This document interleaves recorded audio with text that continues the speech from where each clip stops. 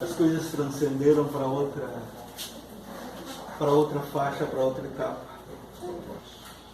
Então, de novo, boa noite a todos. Estou vendo pessoas aqui conhecidas, amorosas, tudo bom? Já sei que a filhota está com o bebê.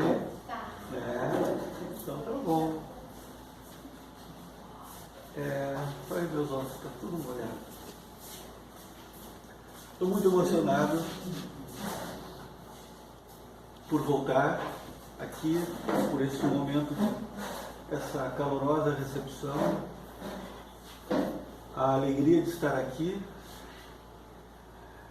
contrasta com o tema. O tema já apareceu. Essa alegria contrasta com o tema. Aí, estou chorando e estou molhando os óculos aqui.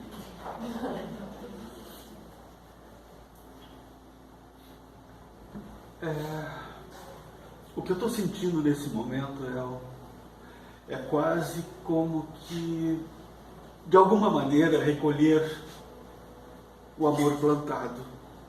Porque a gente faz as coisas, a gente vai realizando as coisas que estão no caminho, as coisas que estão ao alcance do nosso discernimento, da nossa capacidade, a gente vai fazendo as coisas. E não sabe o quanto vai plantando no coração das pessoas, até que recebe todo esse carinho de volta. Eu não esperava isso. Porque o trabalho que foi feito aqui, não só por mim, por muitos que estão aqui compartilhando os trabalhos, foram trabalhos de entrega, de doação, de amor. Como a gente sempre faz, sem esperar nada de retorno, e quando esse retorno vem com toda essa ternura, com todo esse carinho, é um choque de amor que a gente recebe. Então, obrigado, Senhor, obrigado a todos vocês, obrigado a espiritualidade que de alguma maneira também foi co-partícipe. E bem-aventurados os aflitos. Eu vou ver se eu consigo entrar no clima da palestra, porque agora eu estou tão feliz que as minhas aflições, até esqueci delas, né? Mas vamos lá, vamos voltar. Justiça das aflições.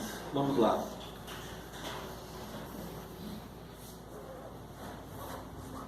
Eu vou iniciar fazendo uma breve leitura, porque o texto do Evangelho ele é tão belo, tão profundo, que a gente comenta alguma coisa, mas a beleza do texto, ela se explica por si só. Eu vou fazer algumas inserções, alguns comentários, e no final, um espírito de luz vai falar também aqui, não por mim, né, mas está escrito aqui, tá? Por favor. Então, bem-aventurados os que choram, pois serão consolados. Acho que eu vou ser consolado, então. Bem-aventurados os famintos e sequiosos de justiça, pois serão saciados. Bem-aventurados os que sofrem perseguição pela justiça, pois é deles o reino dos céus.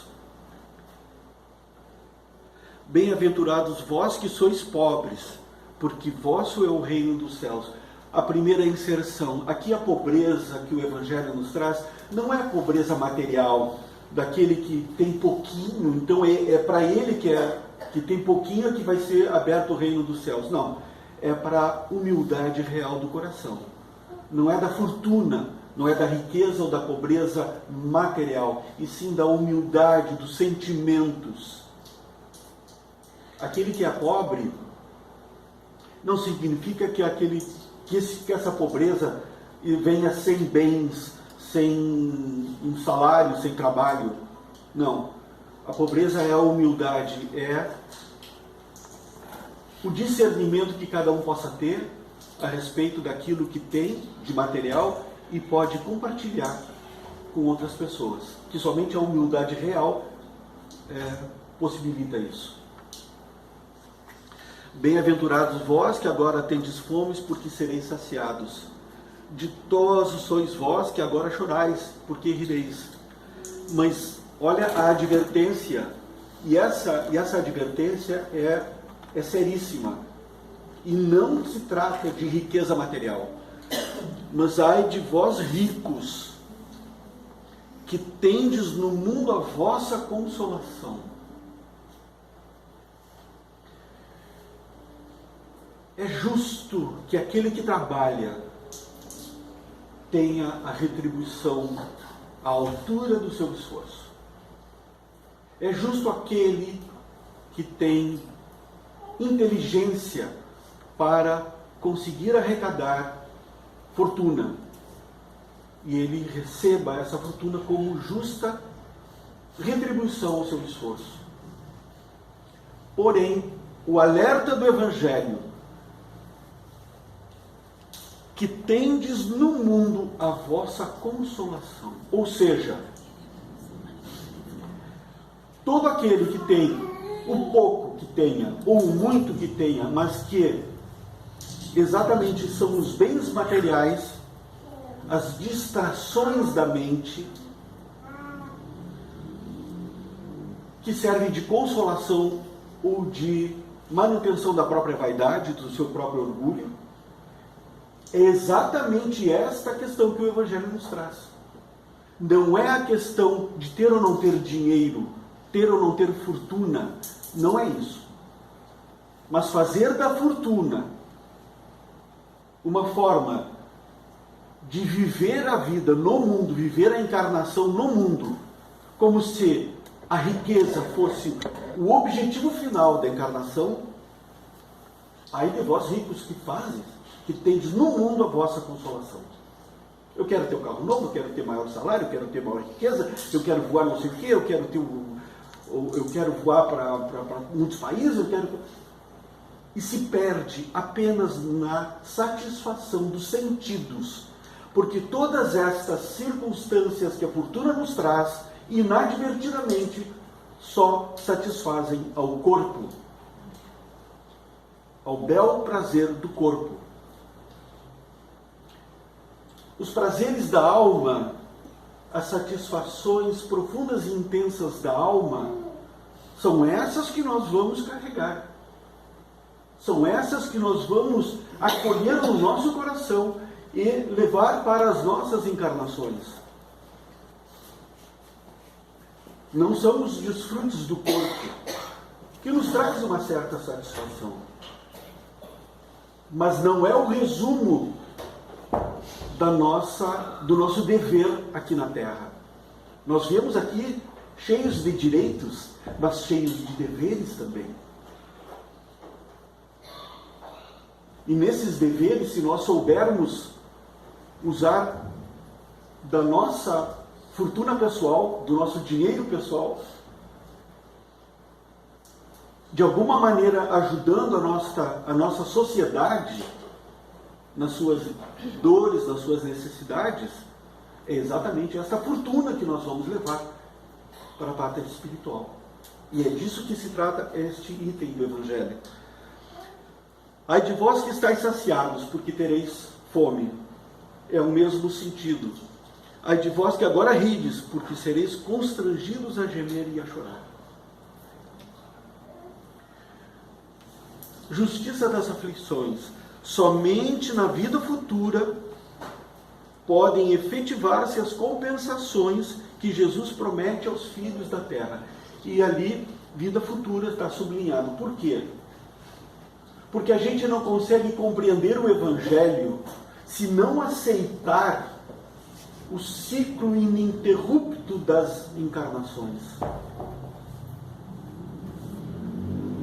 Nós estamos permanentemente em evolução, mas necessitamos da encarnação para termos um choque consciencial e que nos auxilie a mudar realmente a qualidade da nossa vibração íntima.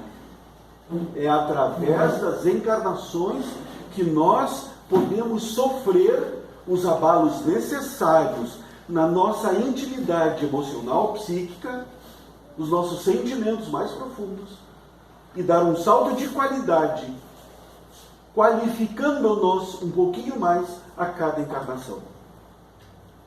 A vida futura nada mais é do que hoje é a vida futura das ações que nós tivemos no nosso passado. Nós podemos olhar a nossa encarnação como resultado,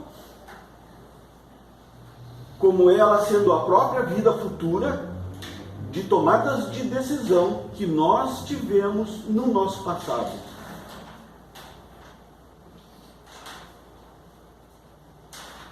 Aquilo que estamos colhendo de bem, de transtorno, de dificuldade, de aflições, são resultado das nossas semeaduras do passado, de tudo o que nós colocamos na nossa carga emocional, afetiva, moral, e que hoje nos trazem como bonificações, alegrias ou aflições, necessidade de reparação. Sem a certeza do futuro, estas máximas seriam um contrassenso, mais ainda, seriam um engodo. Porque se o Evangelho está dizendo assim, se não houvesse reencarnação, se não houvesse a projeção espiritual de uma vida futura, se a vida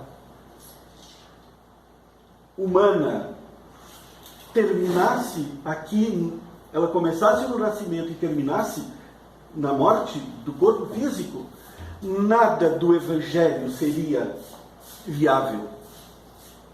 Nada do Evangelho seria possível. Nada seria compreensível se nós não tivermos a dimensão das reencarnações.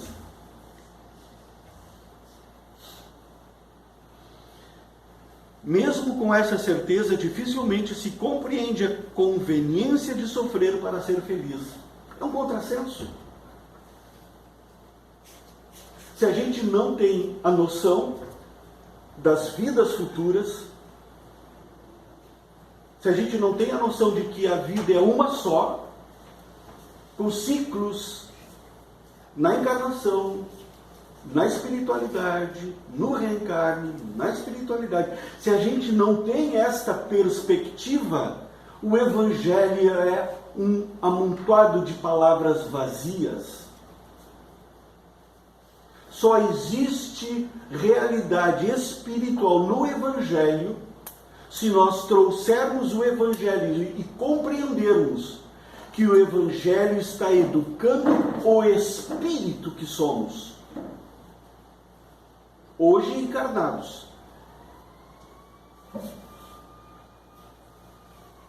A educação do Evangelho é a educação do Espírito.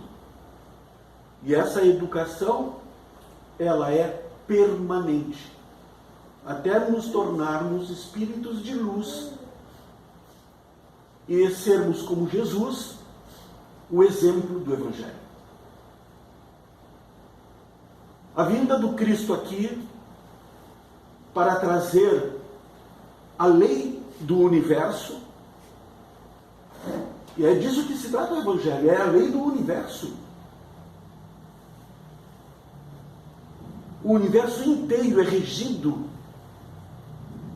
pelas regras suaves do Evangelho. Onde está escrita a lei de Deus? Na consciência.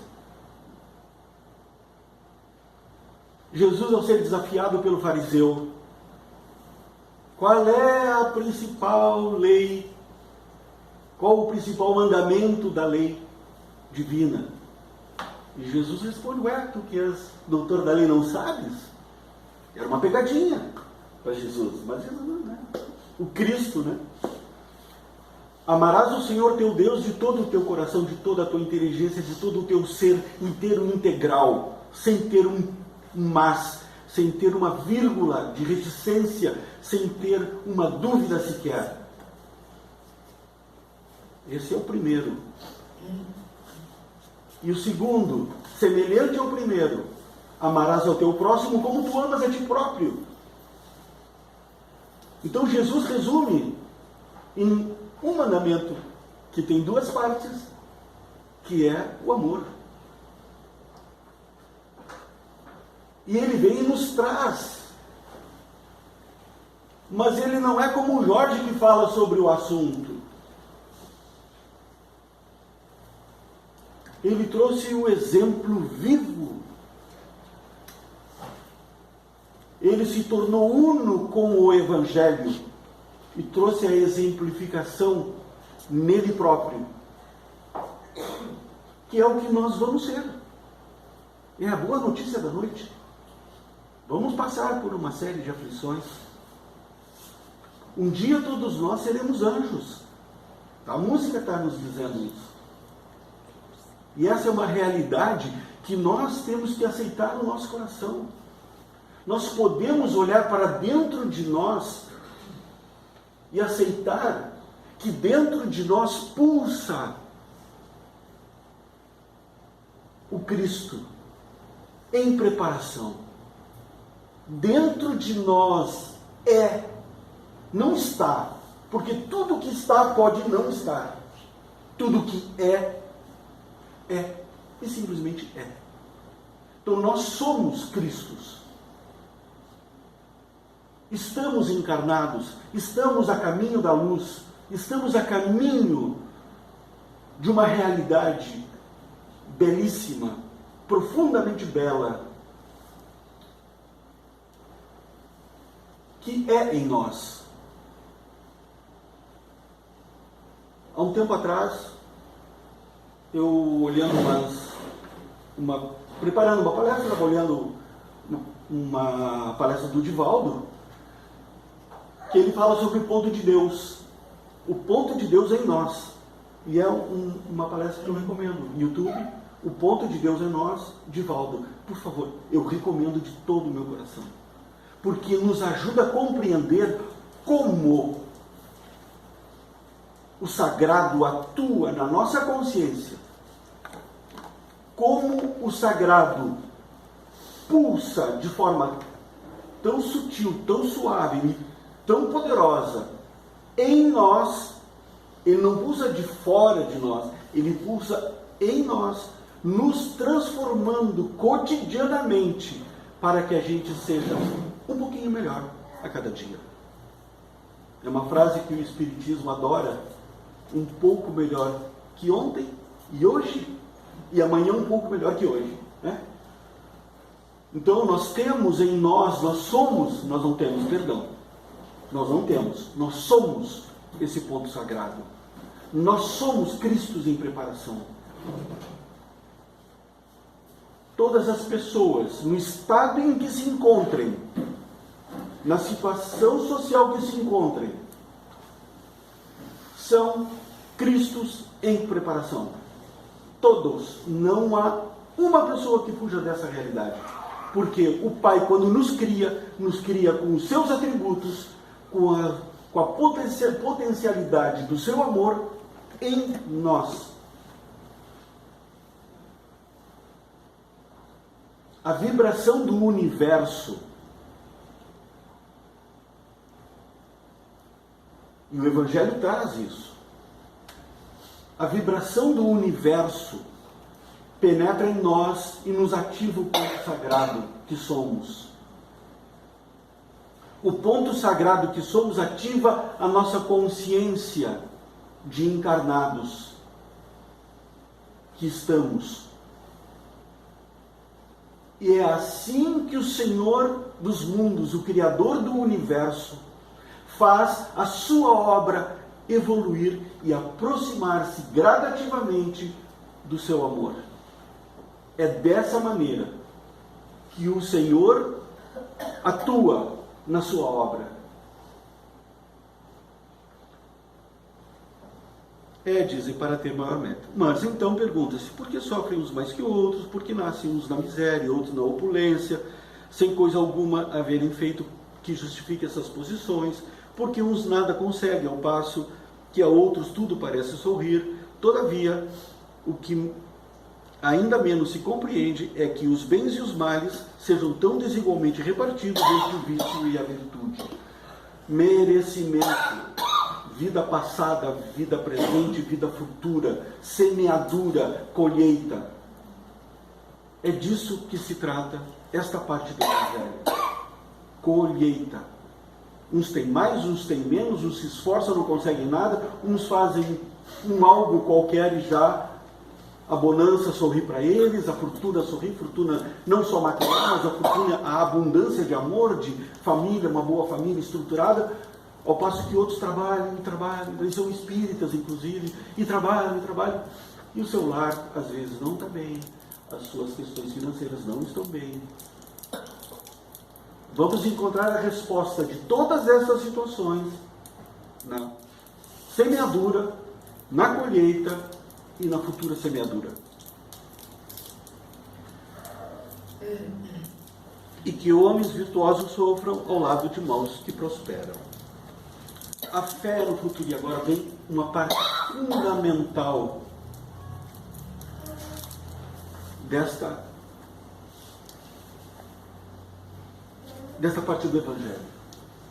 Essa que é fundamental. É a fé no futuro.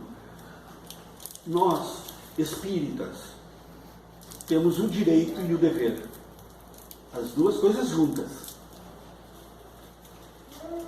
De saber que temos necessidade do estudo, do aperfeiçoamento moral, necessidade de colocar o Evangelho em nós, ou extrair o Evangelho de nós, porque as leis de Deus já estão na consciência, e atuar no mundo com as nossas mãos e com a nossa inteligência, com a nossa sensibilidade. Nós já sabemos disso. Espíritas, amai-vos, a primeira orientação, e instruí-vos, a segunda orientação, o Espírito da verdade. Espíritas, amai-vos. Olha o amor que foi colocado aqui. O amor que movimentou totalmente a minha intimidade, que eu mudei o rumo da própria exposição. Instruí-vos. É óbvio que nós temos que nos instruir, porque em reuniões como esta, que nós podemos estudar, podemos compreender, aceitar, a fé no futuro é robustecida. A fé no futuro vem exatamente do estudo que a gente possa desenvolver e compreender cada vez mais que somos espíritos e estamos encarnados. Essa realidade é uma realidade eterna. E se nós, espíritas, conseguimos compreender e aceitar essa realidade e desenvolver a fé no futuro, aí o enunciado de Jesus, que diz, lhes mandarei um consolador, aí tudo faz sentido. Porque a fé no futuro é um consolo. Porque se hoje estamos mal, é porque de alguma forma estamos resgatando. Mas resgatando bem, com serenidade, com amor, com trabalho, nós estamos semeando a nossa própria semeadura futura, a colheita futura. Portanto, temos dores, elas passarão. Temos aflições, elas passarão. Temos virtudes, elas se robustecerão. Temos dificuldades, elas passarão. Isso é fé no futuro. Não adianta a gente chegar e dizer, não, no futuro a coisa vai estar melhor e eu não faço nada para melhorar isso. Não adianta, não vai estar melhor. Vai ser apenas um ciclo de repetições. Rodou de ano, vai repetir o pré-primário, vai voltar para o pré-primário. Não vai ir para o primeiro ano. Não vai mesmo. A nossa questão básica aqui, como espíritas, é compreender a necessidade do aprimoramento moral para preparar a nossa vida futura. É disso que se trata o Evangelho. Preparar a vida futura.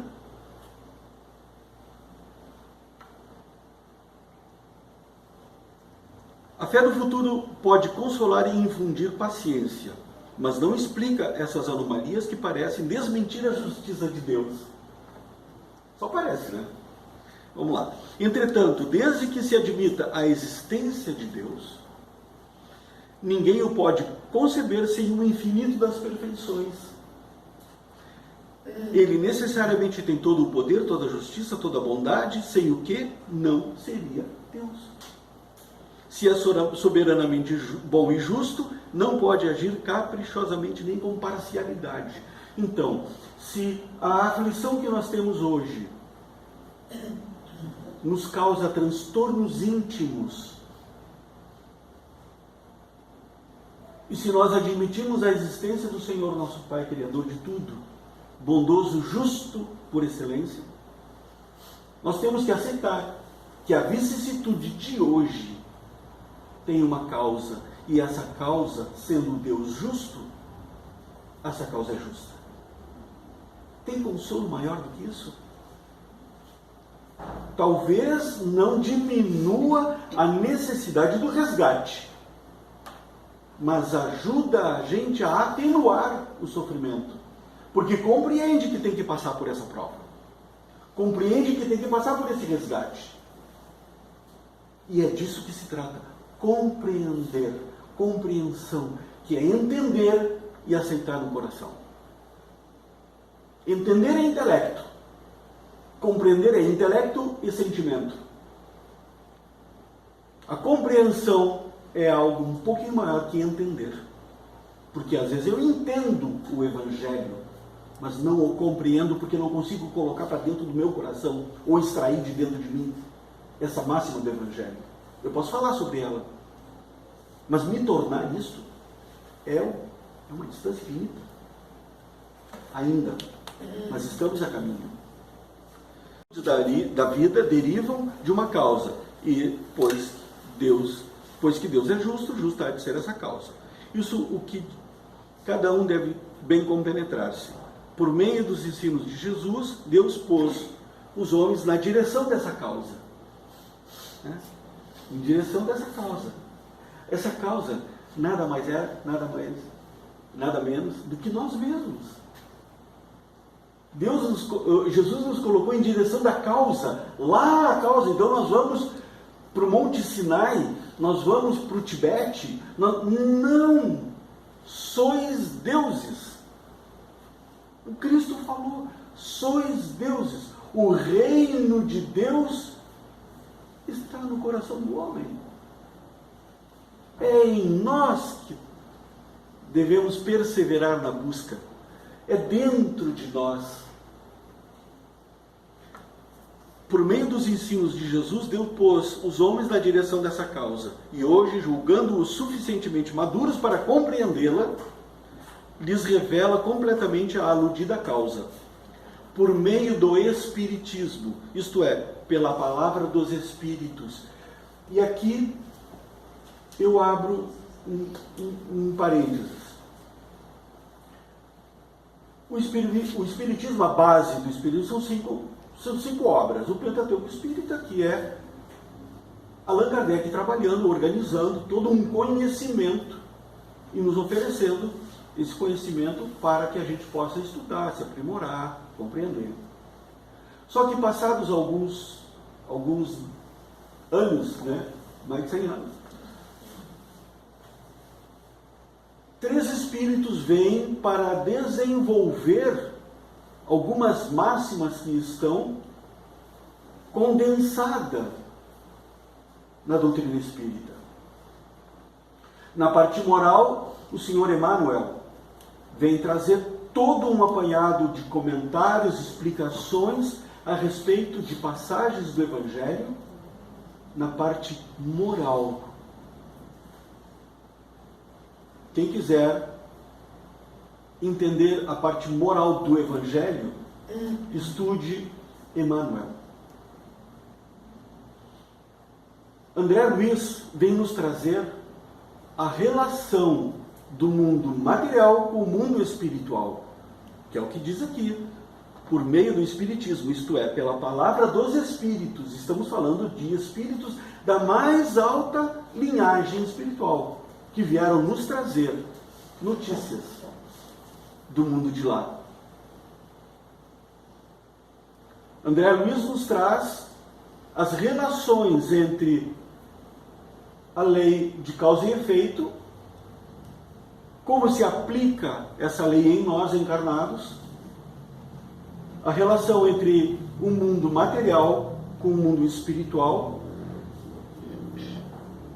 a forma com que o mundo espiritual vê as nossas dificuldades. André Luiz e Joana de Ângeles vem nos oferecer um caminho real de transformação íntima, psíquica, quando ela aponta caminhos da psicologia, da psiquiatria, para que a gente estude e se compreendam cada vez mais. Então nós temos Emmanuel com as leis morais, com a evolução da compreensão do Evangelho. Nós temos André Luiz, que nos facilita a compreensão da relação entre o mundo material e o espiritual. E temos Joana de Ângeles, que nos possibilita a compreensão da nossa realidade íntima. São três espíritos da mais alta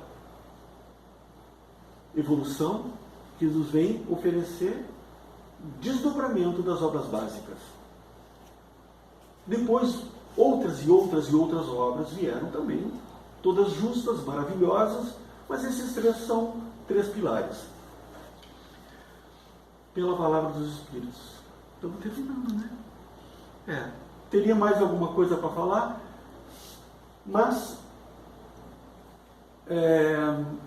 para concluir, está em nossas mãos. A gente pode aceitar a condução pela espiritualidade da nossa vida na Terra. A gente pode continuar brigando, a gente pode continuar se revoltando, só vai retardar a nossa própria evolução espiritual. O Evangelho é o caminho da verdade da vida. O Cristo diz: ninguém vai ao Pai senão através de mim. Mas não é a personalidade de Jesus, e sim o conhecimento do Evangelho que ele nos traz. Porque o Evangelho não foi criado por Jesus. Jesus não é a pessoa que criou o Evangelho. O Evangelho é a lei do universo criado por Deus, e que o Cristo amado, nosso Cristo, nos trouxe e disse assim: esse é o caminho da verdade da vida. Ninguém vai ao Pai senão através disto que eu exemplifico. Que a minha existência, a minha passagem pela Terra foi puro exemplo desse caminho.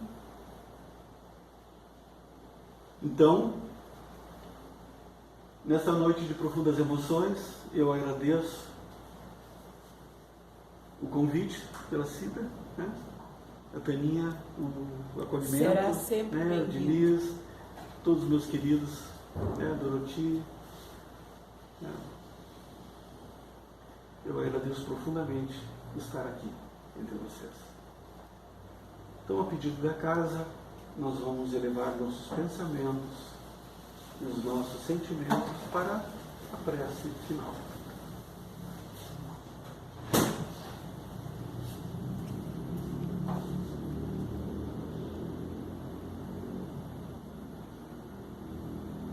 Senhor Jesus,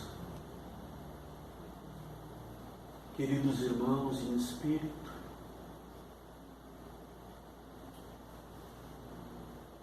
muito amados, encarnados e desencarnados aqui presentes, neste momento de profundo amor, que recolhemos em nós para levar como um conforto sagrado. Olhamos para o mais alto para agradecer. Obrigado, Senhor, nosso Pai, por nos oferecer a vida tão plena, tão maravilhosa. Obrigado, Pai. Obrigado, Mestre Jesus, por nos oferecer o caminho dessa vida para que ela se plenifique em amor e em serviço. Obrigado aos queridos irmãos aqui presentes em espírito, nossos companheiros de jornada, nossos amparadores, obrigado. Um dia estaremos todos juntos na pátria espiritual, lembrando de tanto amor que passou pela nossa vida. Obrigado. Que a paz, que o amor exemplificado pelo Mestre Jesus seja o nosso guia, a nossa luz, a nos orientar para a nossa bela transformação que ainda está por vir. Obrigado, fiquemos em paz com o amor do nosso Mestre Jesus em nossos corações. E que assim seja.